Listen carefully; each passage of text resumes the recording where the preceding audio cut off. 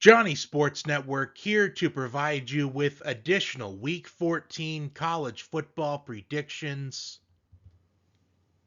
This is the best of the rest, and for our first matchup in the best of the rest for this week, we have the first of two Friday games that we are going to cover here on the Johnny Sports Network. Ole Miss and Mississippi State in the Egg Bowl, where all eyes are going to be on Ole Miss head coach Lane Kiffin, as it's been reported and confirmed that Lane Kiffin on Saturday will be making his long-awaited decision on his future. Does he stay at Ole Miss? Does he take the LSU job? Or does he shock most of the college football world and go to Florida? As right now, it's looking like it's either he stays at Ole Miss or goes to LSU, but Florida is still in play for Lane Kiffin. And could this be a potential distraction for Ole Miss? Maybe. And once again, we have a team with everything to lose against a team with nothing to lose but something to gain. Ole Miss, they still have college football playoff hopes and potentially SEC championship hopes.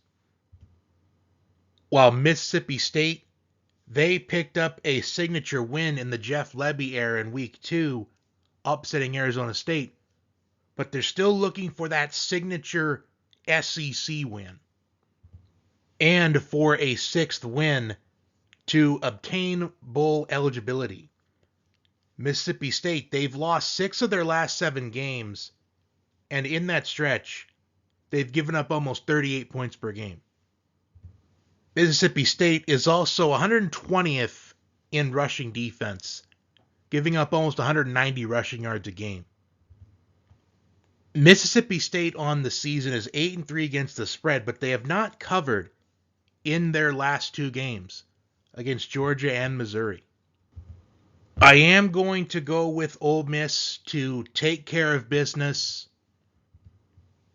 and maybe if they win very convincingly 41-7, and if Lane Kiffin ends up staying, maybe he has his Wolf of Wall Street moment and says, I'm not leaving.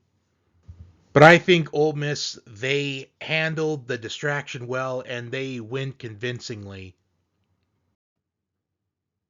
The second of the 2 Friday games, Iowa and Nebraska. Iowa has been a really gritty team all season long. They held their own against Indiana, against Oregon, and against USC as well. But unfortunately, they are 7-4 on the season. All 4 of the losses very close. Iowa, they have not been an easy out for anyone. While Nebraska, it's been a disappointing season based off of the potential expectations. As Nebraska entered the season with the 3rd year at the helm for Matt Rhule, and based off of Matt Rhule's recent college football history with Temple and Baylor, the 3rd year has always been the breakout year for Matt Rhule, but that did not happen. Currently 7-4 on the season. They extended Matt Rhule a couple of weeks ago,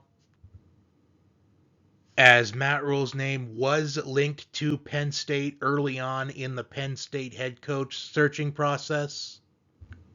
Nebraska running back Emmett Johnson, 1,234 rushing yards on the season, 4th in the FBS.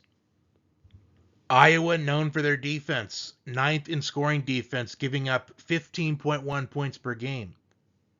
Nebraska, a big weakness for Nebraska is their running defense, 100th in rushing defense, giving up 177 rushing yards a game. There are some Nebraska fans that don't consider this a rivalry. that this rivalry was forced because Nebraska joined the Big Ten and they had no true rival. I don't know if that could be considered justifiable, or is it just because this rivalry has been one-sided? Iowa has won 9 of the last 10 matchups against Nebraska. 4 of these last 7 matchups between these two teams decided by exactly 3 points.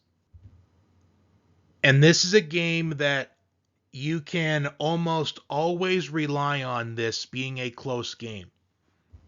I do think this week we're going to see Nebraska have a big response to the abysmal performance last week against Penn State, losing 37-10. I still think Iowa wins, however, but it will be by 3 points once again. So I think Nebraska, they do cover 6.5. Florida State and Florida. Florida State had a strong start to the season, upsetting Alabama in week 1, winning that game convincingly in dominant fashion. But Florida State, they have struggled ever since. Ever since the double overtime loss against Virginia on the road, things have just gone south for Florida State. Who would have thought that going into rivalry week after week 1, Florida State would be 5-6, just looking to get bowl eligibility? I know I would have never thought that. Both of these teams, without a doubt, have not been friendly against the spread this season. Florida State is 5-6 against the spread, Florida 4-7. However, there has been some times this season where Florida, they've been competitive in some games, and some of their games, they could have been winnable. Florida upset Texas earlier in the season. They competed well against LSU and Ole Miss and Georgia.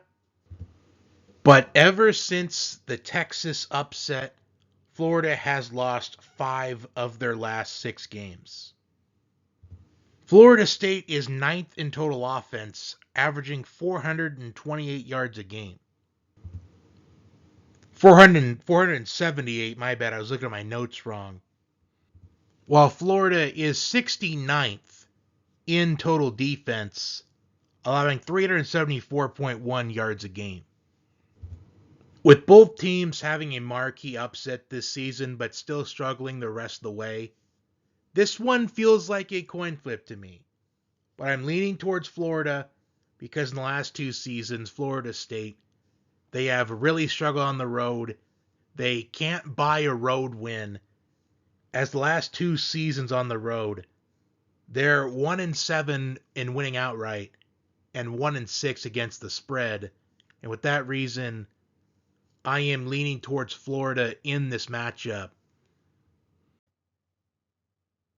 Clemson and South Carolina, another matchup between two teams that it's been a disappointing season.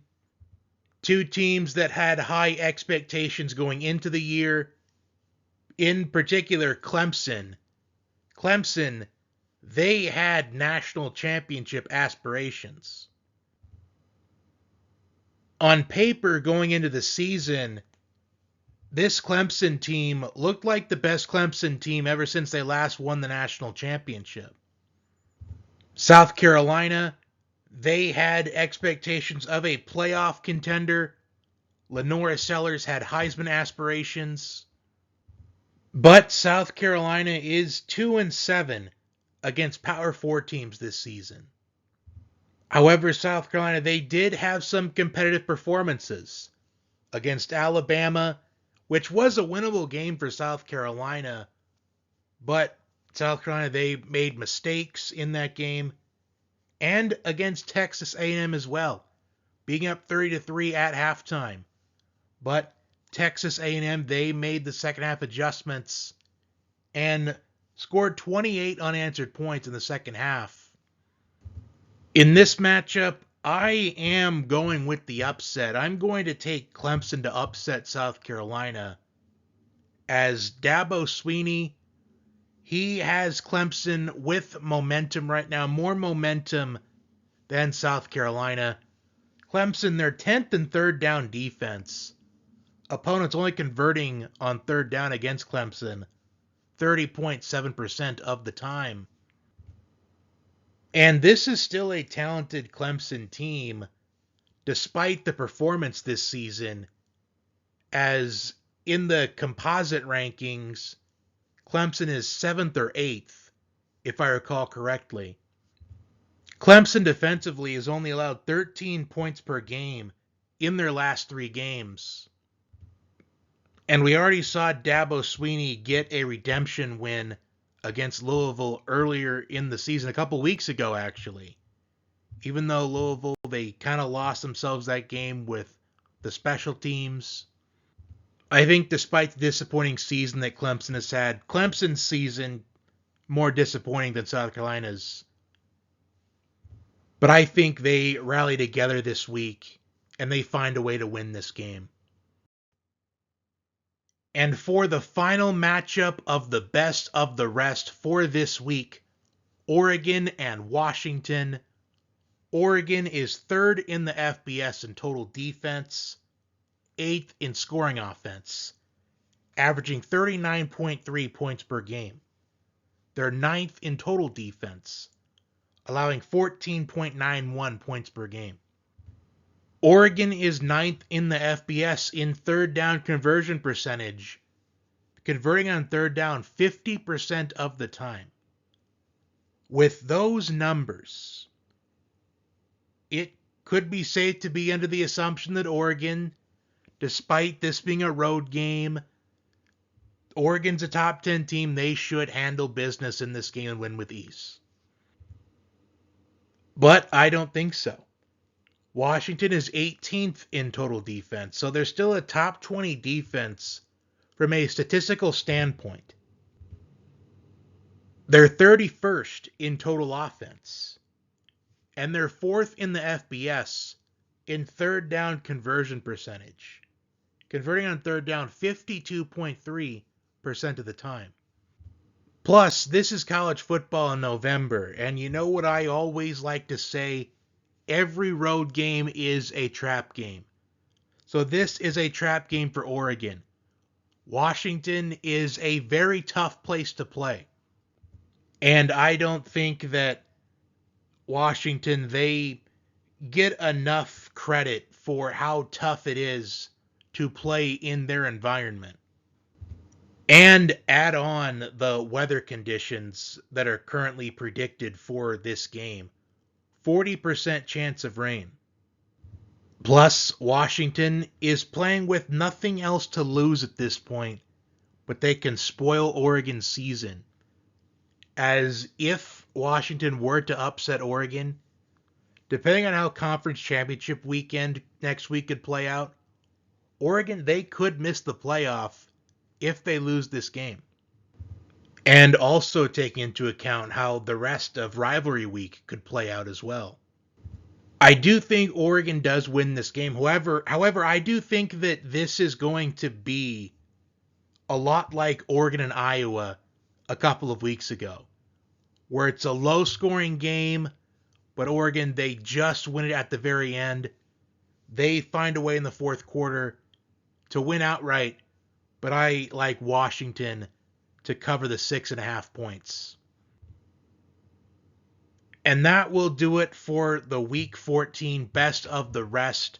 For review, my picks: Ole Miss minus 7.5, Nebraska plus 6.5, Florida minus 1.5, Clemson plus 2.5 and winning outright, and Washington plus 6.5. Thank you for tuning in, not only this week, but throughout the entire season. Your support means everything to me. Enjoy the games this weekend. Enjoy your Thanksgiving weekend. My takeaways from college football and the NFL this past week will be on YouTube Shorts later today. And until next time, have a good one, and I hope to see you back here next week. And Vegas is always watching.